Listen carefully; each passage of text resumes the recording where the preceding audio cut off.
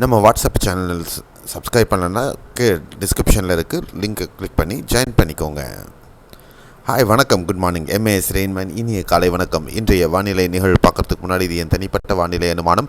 Official forecast இந்திய வானிலை ஆராய்ச்சி மையம் மற்றும் அரசின்சார் அறிவுரைகளை பின்பற்றுங்கள். இன்றைய வானிலை நம்ம பார்க்கறதுக்கு முன்னாடி நம்ம சேனலை நீங்கள் சப்ஸ்கிரைப் பண்ணலன்னா சப்ஸ்கிரைப் பண்ணிவிட்டு பக்கத்தில் இருக்கிற பெல்லைக்கான் தொட்டு ஆல் நோட்டிஃபிகேஷன் எனேபிள் பண்ணிக்கோங்க. வீடியோவை லைக் பண்ணிவிட்டு ஷேர் பண்ணிவிடுங்க. இன்றைய வானிலை அனுமானம் 11 ஜூலை 2025. இந்த அமைப்பில் குறைந்த காற்றழுத்த தாழ்வு பகுதியானது தொடர்ந்து மேற்கு வங்கம் மற்றும் ஜார்க்கண்ட் மாநிலங்களை ஒட்டிய பகுதிகளில் நீடிக்கிறது. மேலும் இது வடமேற்கு திசையில் மெதுவாக நகர தொடங்கியிருக்கிறது அப்படிங்கிறது பார்க்கலாம். இதன் காரணமாக மேற்கத்திய காற்றினுடைய அந்த ஆஃப்ஷோர் ட்ராஃப் அப்படிங்கிறது கொஞ்சம் வீக்காக ஆரம்பிச்சிருக்கு.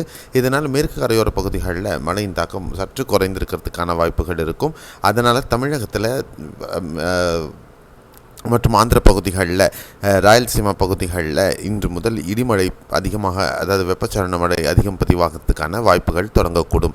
அதே நேரத்தில் இந்த பருவக்காற்று நீங்கள் இந்த தென்சீன கடல் பகுதிகளில் பார்த்தீங்கன்னா தெரியும், ஒரு குறைந்த காற்றழுத்த தாழ்வு பகுதியானது நீடிக்கிறது.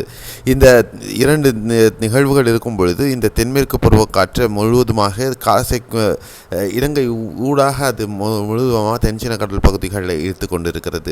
இது அடுத்த 2-3 நாட்களுக்கு நிகழும். 13-14ஆம் தேதிகளில் பார்த்தீங்கன்னா ஒரு வளிமண்டல மேலடுக்கு சுழற்சி தெற்கு ஆந்திர பகுதிகள், மத்திய தெற்கு ஆந்திர பகுதிகளை ஒட்டிய பகுதிகளில் உருவாகக்கூடும். அந்த சுழற்சி மெதுவாக டீப்பனாகும். அந்த டீப்பனாகும் பொழுது 20ஆம் தேதி அந்த வாக்கில் பார்த்தீங்கன்னா மீண்டும் இந்த தென்மேற்கு பருவமழை வீரியம் பெறக்கூடும்.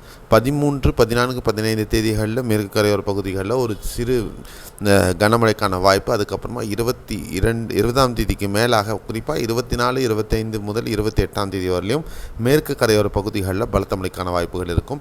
அந்த மீன்வயல் டைமும் நம்மளுக்கு வெப்பச்சலன மழையானது தொடர்வதற்கு வாய்ப்புகள் இருக்கிறது.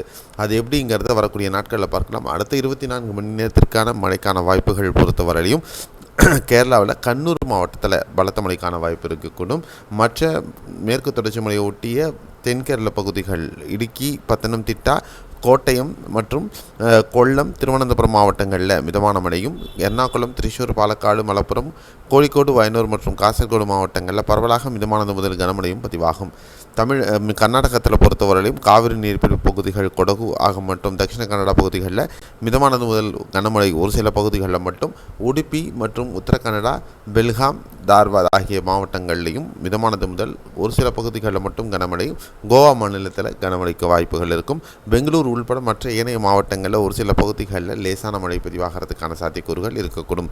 தெலுங்கானாவில் நிஜாமாபாத், ஜகித்தல் மட்டுமே இன்று மிதமான கனமழையும், ஹைதராபாத் உள்பட மற்ற ஏனைய மாவட்டங்களில் மேகமூட்டத்துடன் ஒரு சில பகுதிகளில் லேசான மழைக்கான வாய்ப்புகளுமே இருக்கக்கூடும். ராயலசீமா பகுதிகளில் நெல்லூர், காவாலி மற்றும் திருப்பதி மாவட்டங்களில் இன்று மிதமானது முதல் கனமழைக்கான வாய்ப்புகளும், மற்ற ஏனைய மாவட்டங்களில் லேசான மழைக்கான வாய்ப்புகளும் இருக்கக்கூடும். தமிழகத்தில் பொறுத்தவரையிலும் நீலகிரி, வால்பாறை, திண்டுக்கல், தேனி மாவட்டம் மற்றும் சிவகங்கை பகுதிகள், தென் மாவட்டங்களில் மிதமானது முதல் கனமழைக்கான வாய்ப்புகள் இருக்கக்கூடும். அதே நேரத்தில் ராணிப்பேட்டை, காஞ்சிபுரம், செங்கல்பட்டு, விழுப்புரம், பாண்டிச்சேரி, கடலூர் மாவட்டங்களில் மாலை இரவு நேரங்களில் வெப்பச்சலன மழை மிதமானது முதல் கனமழை இருக்கிறதுக்கு வாய்ப்புகள் இருக்கும். கள்ளக்குறிச்சி மாவட்டத்திலையும் ஒரு சில பகுதிகளில் மிதமான மழைக்காக வாய்ப்புகள் இருக்கும் அப்படின்னு நம்ம எதிர்பார்க்கலாம். சென்னை, திருவள்ளூர் மற்றும் வேலூர், திருவண்ணாமலை, திருப்பத்தூர், கிருஷ்ணகிரி, தருமபுரி, சேலம், நாமக்கல், ஈரோடு, கோவை, மயிலாடுதுறை டெல்டா மாவட்டங்களில் நாகை, காரைக்கால், திருவாரூர், அரியலூர், தஞ்சை, புதுக்கோட்டை, மதுரை, ராமநாதபுரம், விருதுநகர், தூத்துக்குடி, தென்காசி, திருநெல்வேலி மற்றும் கன்னியாகுமரி மாவட்டங்களில் மேகமூட்டத்துடன் ஒரு சில பகுதிகளில் லேசான மழை, ஒரு சில பகுதிகளில் மிதமான மழை வரலையும் தான் வாய்ப்புகள் இருக்கக்கூடும் என்று நம்ம எதிர்பார்க்கலாம். ஸோ சென்னை, திருவள்ளூர் பொறுத்தவரையிலும் லக் பேஸ் தான். எந்த மாதிரி மிதமானது முதல் கனமழை பதிவாகுமான்றது பார்க்கலாம். நேற்று வானிலை படிமங்கள் காட்டினாலும் மழை நிகழ்வு பெரிய அளவுக்கு நடக்கலை.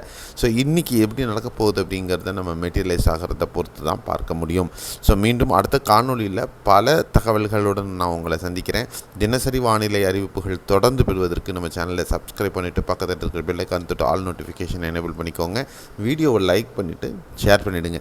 கீழே ப்ராடக்ட்ஸ் லிங்க் எப்படி இருக்கும், அதில் நீங்கள் ஃப்ளிப்கார்ட் இந்த மாதிரியான இதில் நேராக நம்மளோட சேனல்லேருந்தே நீங்கள் ப்ரௌஸ் பண்ணி பர்ச்சேஸ் பண்ணலாம். மீண்டும் அடுத்த காலையில் சந்திக்கலாம். நன்றி, வணக்கம், by, see you, have a nice day.